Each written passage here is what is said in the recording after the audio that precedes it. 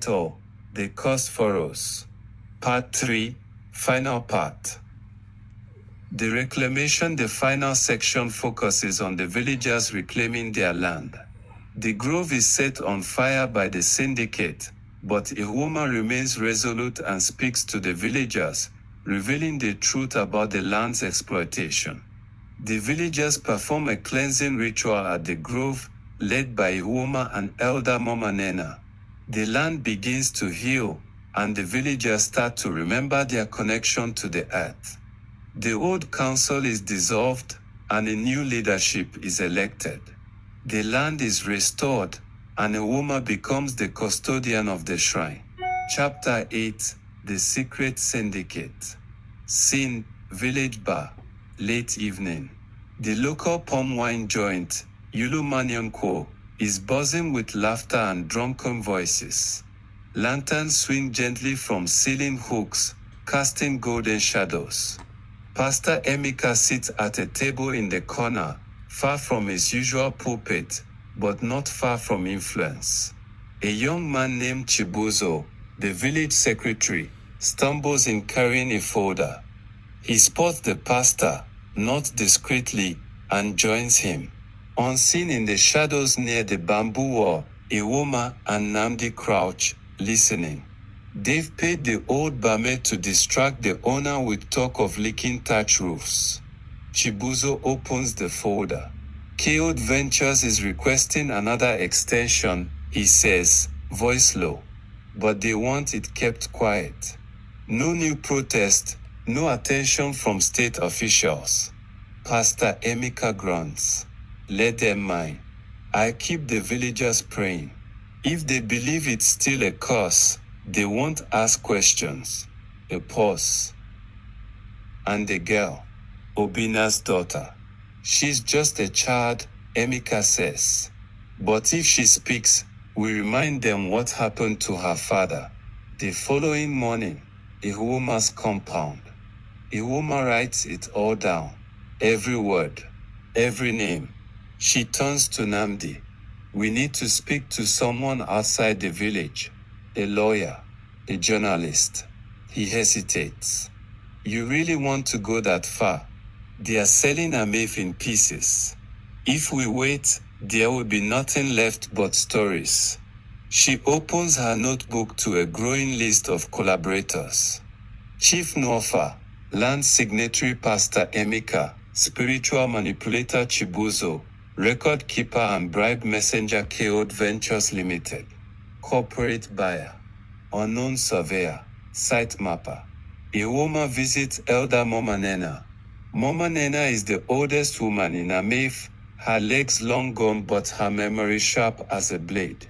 Her compound is quiet, save for the soft clink of curry beads in a calabash. You've come about your father, she says, before Ihuoma can speak. Ihuoma kneels. I need the truth. About the grove, about the land. Momanena sighs. There was no curse, child, only fear. They told us not to ask, told us the spirits were angry. But when the machines came, they did not bring priests. They brought men in boots and steel helmets. She points to the clay floor. Your father came to me, said he would stop them. I warned him, but he believed truth was stronger than silence. Ihuoma nods. And now I do too. Night. Ihuoma records her findings. By candlelight, she assembles the pieces. Audio from the bar, recorded with Namdi's old radio. Photocopies of the land documents. Witness testimony from Momanena. A map of extraction sites. The growing list of collaborators. She begins writing a letter titled, To the people of Amef, the truth buried beneath us. Seen at the shrine ruins, moonlight. She returns to the grove alone. Wind rustles through the grass. She speaks aloud. Ola, I've seen them. I've named them. But will the people believe me? A cool breeze wraps around her, like a hand on her shoulder. Only those who remember the land will stand for it. Call them. Let them choose. Ihuoma's eyes gleam. Then I will call them. Chapter 9. Fire in the fields. Night. The villagers sleep. Crickets chirp. Palm fronds rustle gently. But something moves in the dark, quiet, practiced, malicious. Two shadowy figures climb the ridge toward the ruined grove, clutching kerosene jerrycans. Their faces are wrapped in scarves. They don't speak. They pour the liquid in arcs around the broken altar, across vines, over old wooden carvings. A match flares. Then, flames bloom into the night. The fire swallows the grove in seconds. Early morning. The smell of ash wakes Ihuoma. She bolts upright, sniffing the air. Then the screams reach her. She runs barefoot toward the grove. Villagers are already there, gathered in stunned silence, mouths agape. Smoke curls skyward. Everything is gone. The altar, the idolatries, the stones. Ihuoma drops to her knees, breath catching in her throat. Pastor Emeka appears behind her, shaking his head solemnly. The gods are angry. You should not have disturbed them. She turns slowly. You did this. He raises his hands. I only warned you. Chief Nofa joins the crowd, voice calm and rehearsed. This is what happens when you provoke ancient forces. Let this be a sign to the rest of you. Do not follow this girl's madness. The villagers murmur. Fear is winning. Later that day, at home, Ihuoma sits silently, staring at the scorched ends of her journal pages. Parts of it were in her bag near the altar. Namdi paces the compound. They are burning evidence. If we wait, they'll bury the truth and make the land forget again. Ihuoma rises. Then we speak now. She gathers her remaining notes, copies of the land documents, her father's journal, and the witness testimony. Evening. The village square. A gathering forms. Without permission, Ihuoma climbs the wooden steps of the village meeting platform. She holds the journal in one hand, a loudspeaker in the other. At first, just a few curious onlookers. Then more. She speaks. They told you the land is cursed. They lied. They said Allah was angry. But it is they who burned her altar. They are selling our soil, mining the roots of our ancestors, turning our fear into fuel for profit. She holds up the documents. These are the papers they thought you'd never see. She names the chief, the pastor, Chibuzo. A low buzz moves through the crowd. Disbelief, anger, doubt. The chief pushes through, red-faced. This girl is possessed. Arrest her. She endangers us all. But for the first time, the villagers don't move. Someone shouts from the crowd, what if she's right? Another, we remember when the earth fed us. Before the fence, an old farmer spits on the ground. I planted on that hill before the curse. Yams grew fat. That night, in the darkness of their compound, Ihuoma and Namdi sit in silence. Then a knock. It's Elder Momanena, flanked by 3 women holding palm fronds and white calabashes. We believe you, the elder says, and we are ready. Chapter 10. The Awakening Dawn. The sky is bruised with purple and gold. The first light touches the ashes of the grove, now cold and gray. But in the heart of Amaif, movement stirs, quiet, deliberate, sacred. A procession of village women, led by Elder Momanena, emerges from the oldest compound. Their heads are wrapped in white. They carry calabashes filled with water from the hidden spring, harps tied in bundles, and small gourds of palm oil. At the front, Barefoot and steady, walks Ihuoma. In her hand, her father's journal. In the square, a growing mama. Men watch from their porches. Children peer from doorways. No one speaks, but all are drawn to the strange stillness of the women's steps. One by one, young girls and teenage boys join the line, holding palm fronds or clay bowls. Even Namdi, skeptical but proud, walks behind them, carrying the only working megaphone in the village, the shrine hill. The ashes still smolder faintly as the procession arrives. The grove is blackened, but the air now carries a different weight, expectation. Ihuoma steps forward and kneels before the charred remains. She places the journal in the center and pours spring water in a slow circle around it. Elder Nena raises her hands and begins to chant, not words of fear, but songs of remembrance.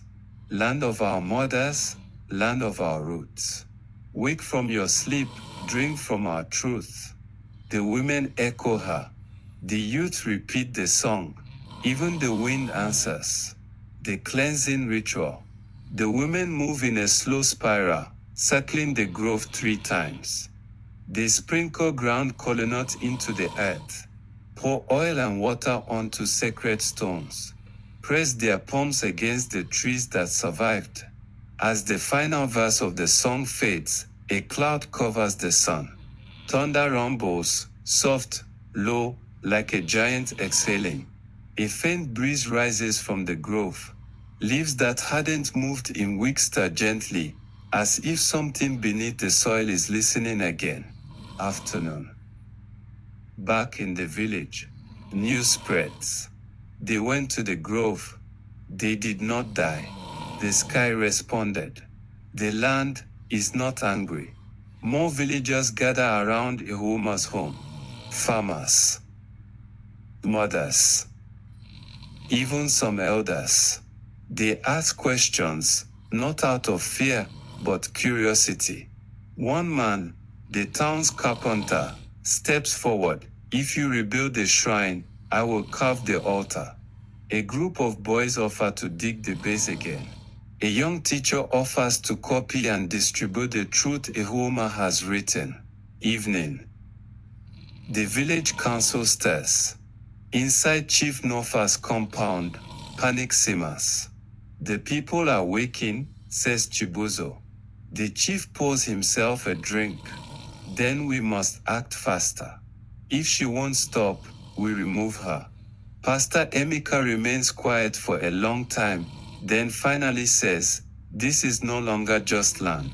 It's spirit. If we strike now, we become the very curse we created. The chief slams his fist. We already are. Night. Outside. Stars above. Ihuoma stands alone beneath the mango tree, watching fireflies return to the yard. She feels something shift in the air, a calm presence. A whisper again. You have remembered me, child. The soil thanks you, but the storm is not yet over. She closes her eyes. I am not afraid. Chapter 11, The Cleansing. Dawn. The village drums begin to sound, slow, steady, sacred. One by one, villagers leave their homes. Some wear old wrappers, some come barefoot. All carry something symbolic. A calabash of water, a carved figurine, a bundle of herbs, a stone from their family compound, a yam from a forgotten harvest. Ihuoma stands at the front, face painted with white chalk lines of the priestesses of old.